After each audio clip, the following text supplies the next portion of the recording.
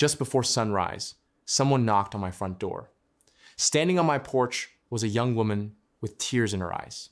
I'd never seen her before. Then she spoke 7 words that stopped me in my tracks. I think you saved my life. Welcome back to God Showed Up Stories. Have you ever wondered if the small things you do really matter? A smile, a kind word, a conversation with a stranger. Most of us assume those moments are quickly forgotten. But what if they're not? What if God uses an ordinary encounter, one that seems completely insignificant to us, to change the direction of someone else's life forever? We often look for grand opportunities to make a difference. Yet throughout Scripture, we see God working through everyday people in everyday moments. A conversation beside a well, a shared meal, a word of encouragement, a simple act of compassion. The truth is, we may never fully know the impact our kindness has on someone else's story. Maybe someone is alive today because another person chose to stop, listen, and care. Maybe you've already been part of someone's miracle without ever realizing it. Before we begin, take a moment to like this video, subscribe to the channel, and share this story with someone who has encouraged you during a difficult season. And comment below. Kindness can change a life. Never underestimate what God can do through one ordinary conversation offered with love. All right, let's get into the story. I glanced at the clock. It was 5:12 in the morning. Nobody knocked on someone's door at that hour unless something was wrong. Still half asleep, I walked to the front window and pulled back the curtain. A young woman stood on my porch. She looked to be in her mid-30s. Her hands were clasped tightly together. She looked nervous. I opened the door. "Can I help you?" She took a deep breath before speaking. "My name is Emily." Then her eyes filled with tears. "I think you saved my life 20 years ago." I frowned. "I'm sorry. I think you have the wrong person." She gently shook her head.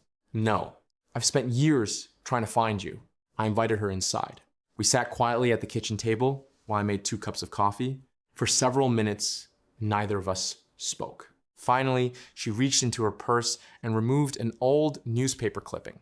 It showed a photograph of me standing with a local volunteer group from years earlier. "I found this last month. It's how I finally found your name." I stared at the picture. I barely remembered when it had been taken. Emily smiled softly. When I was 16, I was sitting alone on a park bench. It had been one of the hardest days of my life. She paused, gathering herself. I felt completely alone. I honestly couldn't imagine tomorrow ever being better than today. I quietly listened. She continued. "Then you sat down beside me. You didn't ask me what was wrong. You didn't pressure me to talk. You simply looked out across the lake and started talking about the ducks swimming by." I laughed quietly. "That sounds like something I'd do." She smiled through her tears. It made me smile. For the first time that day, we sat in silence for a moment. Then she continued. "You told me that life has seasons, that sometimes winter feels like it will never end, but spring always comes." I searched my memory. Nothing. "I'm sorry," I whispered. "I don't remember." She nodded. "I didn't expect you to. It was just one afternoon for you. For me, it became the turning point of my entire life." She looked down at her coffee before quietly saying, "As you stood up to leave, you turned around and smiled. Then you said something I've never forgotten. I don't know what you're carrying today, but don't give up. Someone would miss you more than you realize." I repeated those words to myself all night. They gave me enough hope to ask for help.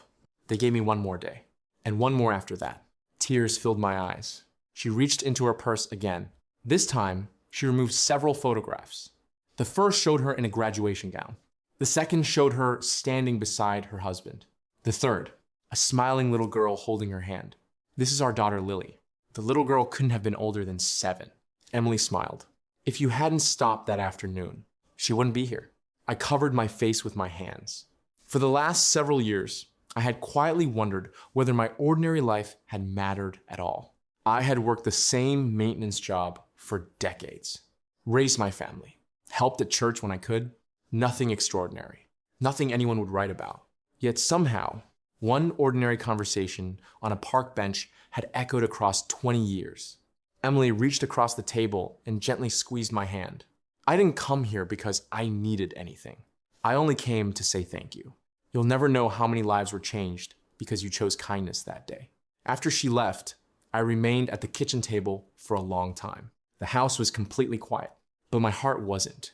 For the first time in years, I realized that maybe God had been working through my ordinary life all along. A few days later, still thinking about everything Emily had shared, I went to volunteer at our local community outreach center. I found myself telling the story to an elderly volunteer named Walter. He listened carefully, without interrupting. When I finished, he smiled with the kind of peaceful smile that only comes from a lifetime of walking with God. Then he quietly said, "That's one of God's most beautiful mysteries." I looked at him curiously. He folded his hands and said, "Most of us will never know the full story of the lives we touch." His words settled gently into my heart. I had a feeling our conversation was only beginning. Walter looked out the window for a moment before speaking again. "You know," he said quietly, "I used to think God only worked through the big moments, the dramatic ones, the miracles everyone talks about." He smiled softly. "But after 80 years, I've learned something different." I leaned forward. "What's that?" He chuckled. "I think God does some of his finest work through conversations most people forget." Those words stayed with me. He continued, "I've watched volunteers hand someone a warm meal, not knowing it was the first act of kindness that person had experienced in weeks. I've watched people offer a simple smile and unknowingly restore someone's hope." He looked directly at me. "You remembered a conversation that lasted only a few minutes. Emily remembered it for 20 years. That's how God works sometimes. We plant seeds. He grows the harvest."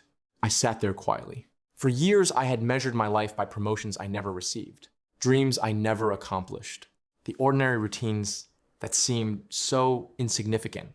Walter gently placed his hand on my shoulder. "Never underestimate a life that simply chooses kindness. You may never know where those moments end." As I drove home that afternoon, I found myself noticing people differently. The cashier who looked exhausted, the elderly man eating lunch alone, the young father trying to calm a crying toddler. I wondered how many people were carrying burdens invisible to everyone around them. And I silently prayed, "Lord, help me notice." The weeks that followed changed me. Instead of rushing through my days, I began slowing down. I learned people's names. I asked how they were doing, then waited long enough to hear the answer. At church, I volunteered to mentor teenage boys who needed someone simply to listen. At the community outreach center, I spent time talking with people instead of just completing tasks. I discovered something remarkable. Most people weren't looking for perfect answers. They simply wanted to know someone cared. One evening, Emily invited my wife and me to dinner. When we arrived, her daughter Lily ran to the front door with a huge smile. "So you're Grandpa Bench," she laughed. Emily blushed. "I'm sorry.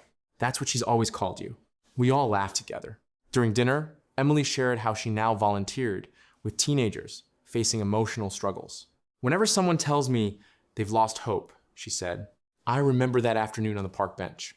I remind them that tomorrow can look completely different from today." She smiled at me. "Your words didn't stop with me. They've been passed on hundreds of times." I could hardly believe it. One ordinary conversation had become encouragement for countless others. Months later, Walter and I were locking up the outreach center after another evening of volunteering. He smiled as we turned off the lights. "Still think your life was ordinary?" I laughed. "I think ordinary was exactly what God wanted." Walter nodded.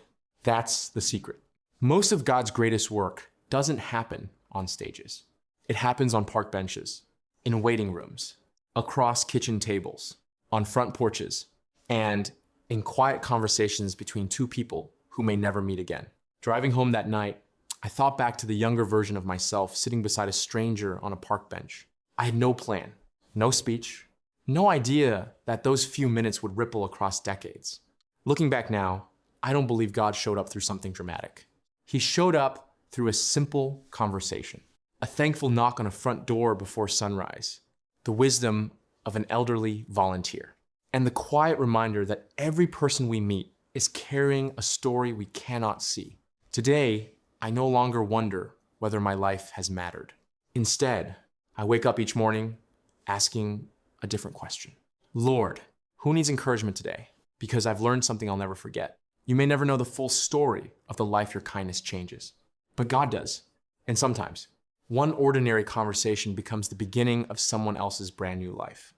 If this story touched your heart, comment below. Kindness can change a life. Maybe today God is inviting you to slow down, to notice someone who feels unseen, to offer a kind word, a listening ear, or a simple reminder that they matter.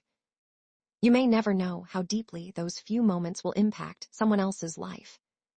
If this story encouraged you, please help us continue sharing hope with the world. Like this video. Leave a comment below. Subscribe to God Showed Up Stories. Share this story with someone who has encouraged you, or someone who needs to be reminded that even the smallest act of kindness can echo for generations. Thank you for spending this time with us. And always remember, God always shows up right on time.